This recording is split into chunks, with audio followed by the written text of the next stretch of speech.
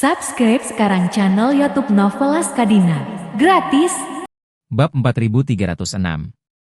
Mereka mengambil identitas orang-orang yang tahu. Memberitahu semua netizen bahwa Adam tidak benar-benar mencari wanita di jalan.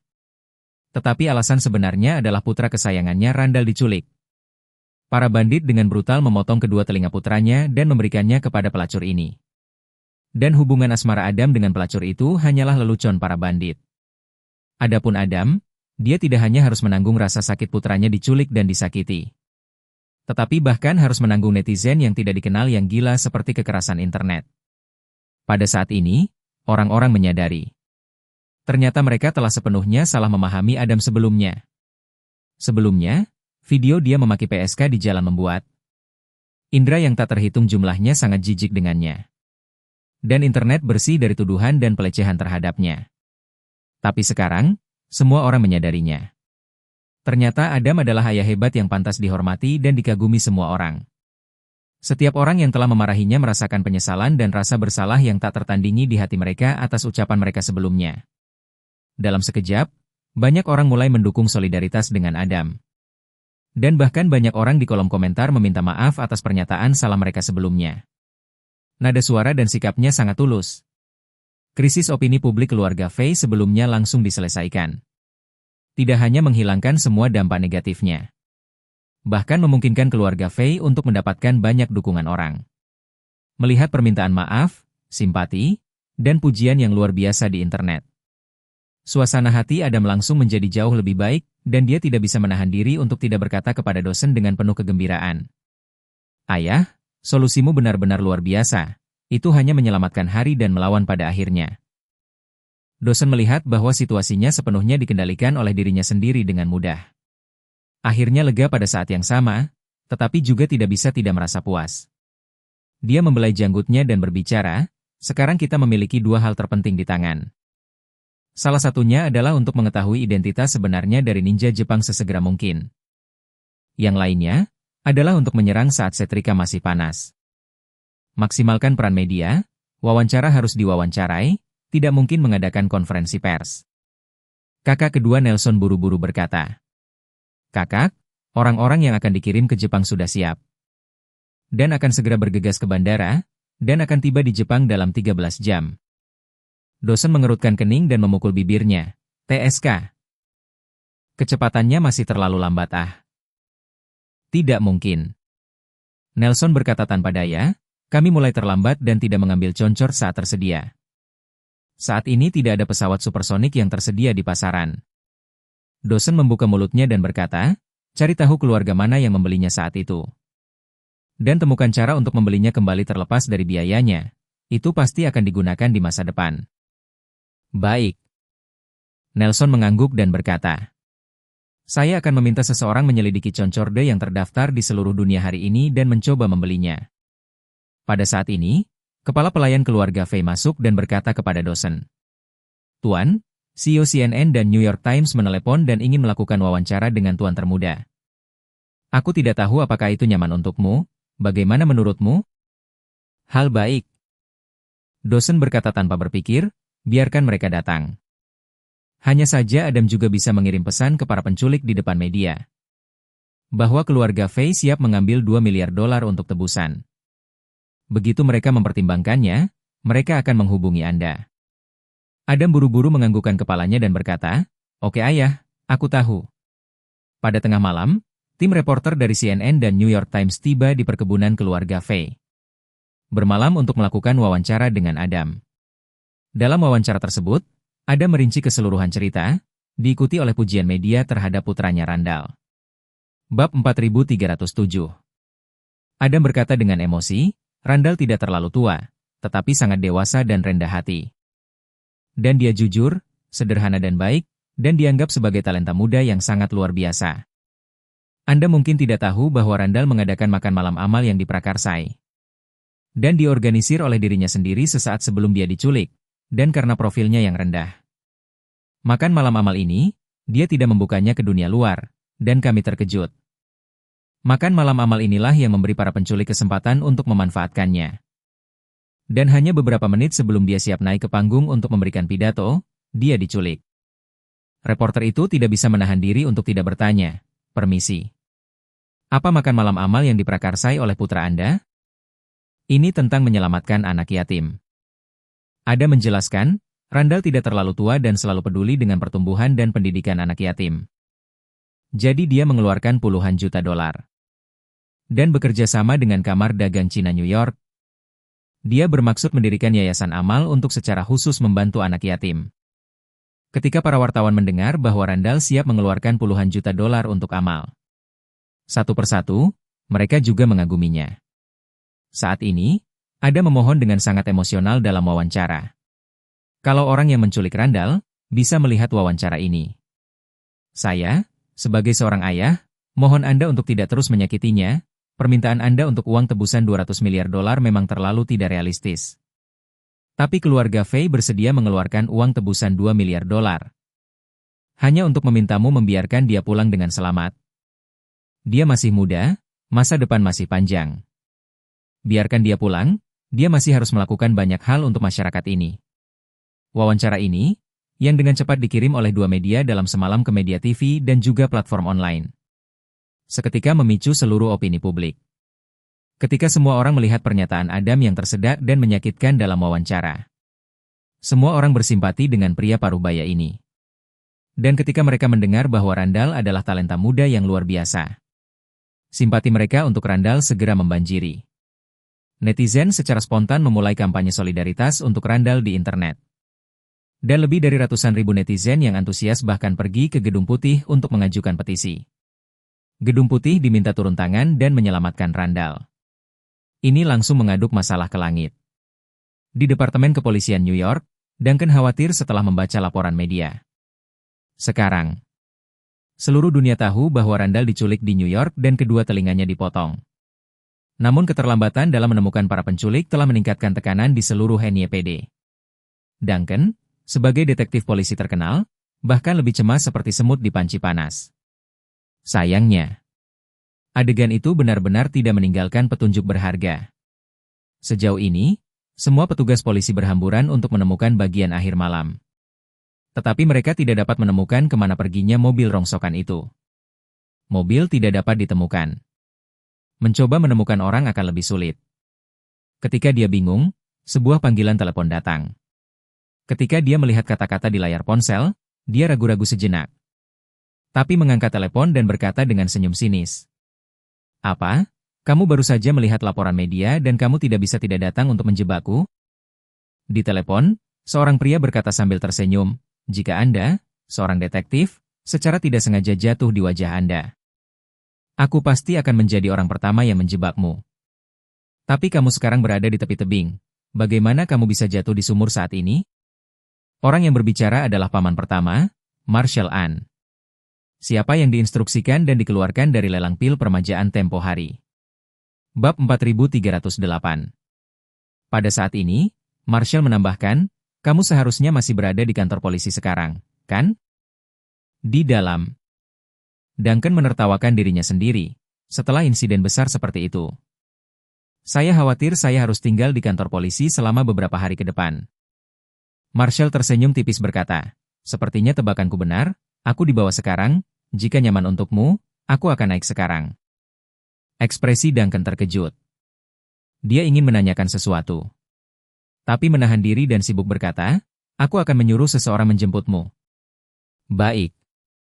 Segera, Marshall, yang mengenakan topi lidah bebek dan topeng hitam di wajahnya, dipimpin oleh seorang petugas polisi, datang. Dia membawa 2 tas belanja kertas kraft dan datang langsung ke kantor Duncan. Begitu Duncan melihatnya, dia terkejut dan bertanya, "Marsekal An, mengapa kamu datang ke New York? Bukankah kami mendengar bahwa Anda pergi ke Cina beberapa waktu lalu?" "Ya." Marshall mengangguk dan tertawa pahit, "Saya pergi ke Cina. Tapi aku berlari ke banyak debu, jadi aku kembali dalam aib." Duncan bertanya dengan rasa ingin tahu, "Apa yang terjadi?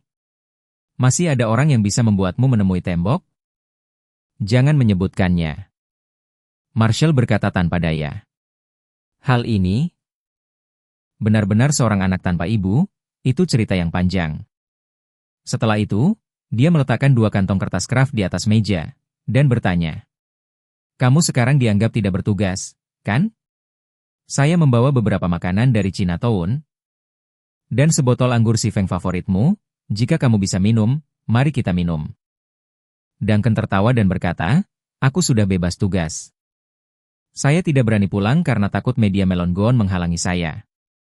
Mengatakan itu, dia buru-buru mengeluarkan sebotol anggur si Feng dari tas, berseru.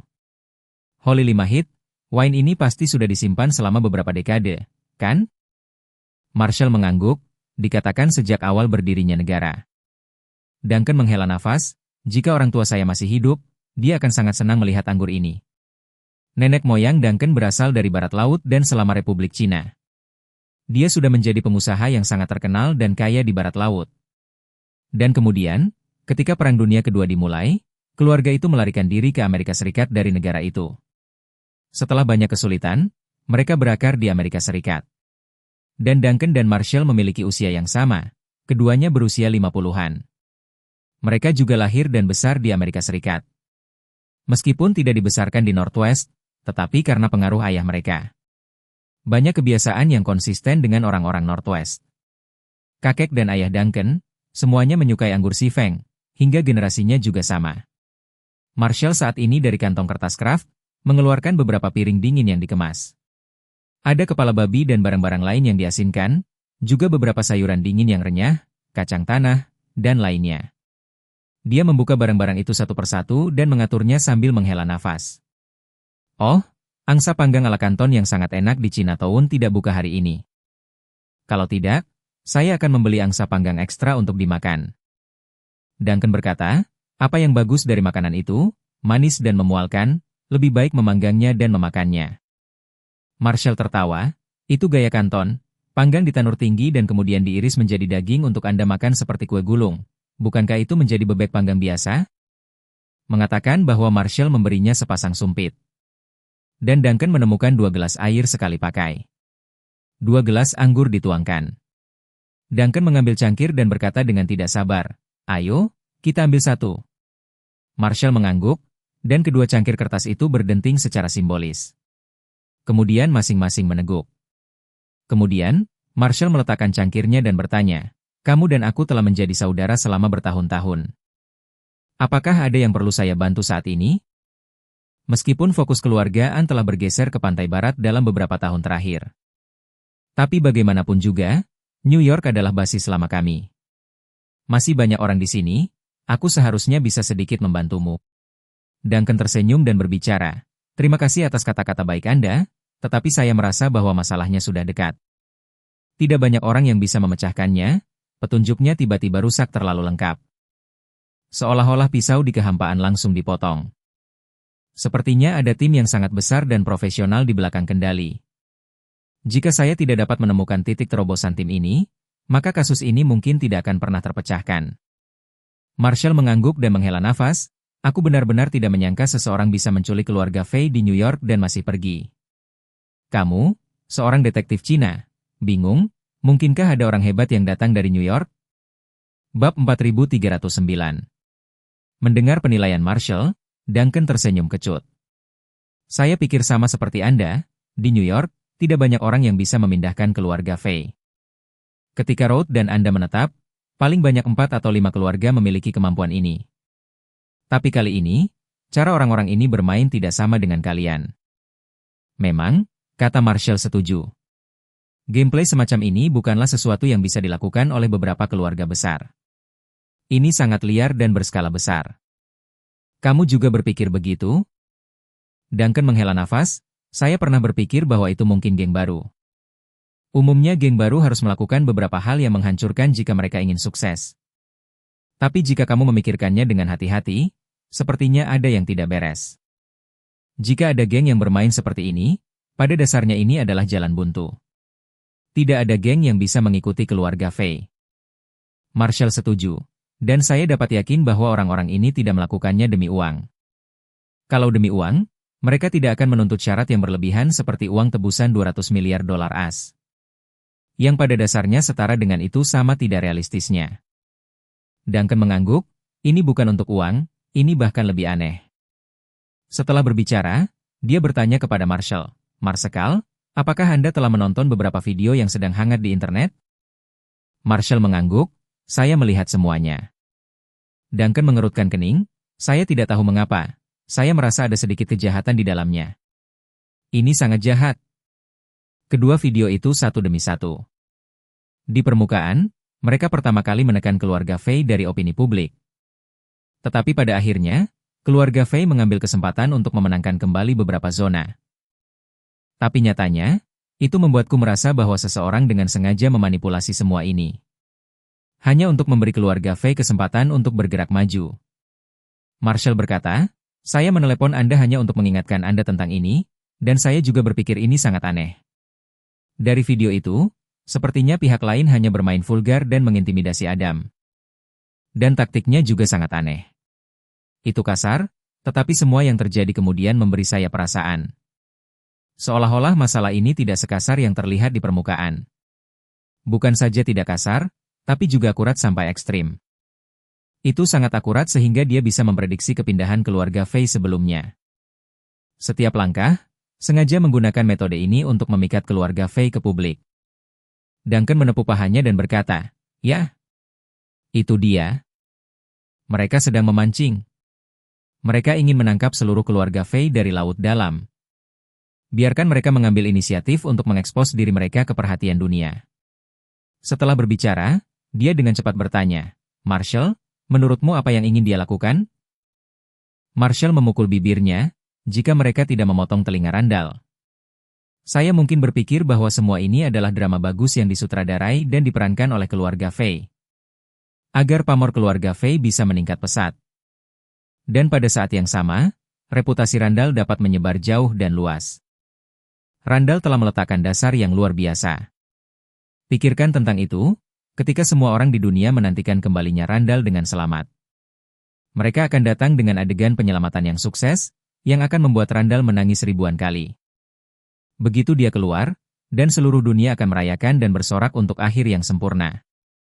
Randall akan memiliki masa depan yang cerah dengan cara ini. Duncan berkata, tapi, mereka memang memotong telinga Randall. Teknologi ini telah memaksimalkan kualitas gambar dari video tersebut, memperbesar gambar sepasang telinga di video. Dan dibandingkan dengan fitur fisik Randall sebelumnya, itu memang telinganya, tidak ada keraguan tentang itu. Ya. Marshall berkata dengan sungguh-sungguh, inilah poin yang membuat saya menyangkal asumsi ini. Keluarga Faye jelas bukan manipulator di balik layar. Manipulator yang sebenarnya direncanakan untuk menarik keluarga Faye menjadi sorotan sedikit demi sedikit. Bab 4310. Duncan bertanya, biarkan ular keluar dari lubang, dan di depan dunia, untuk apa ini?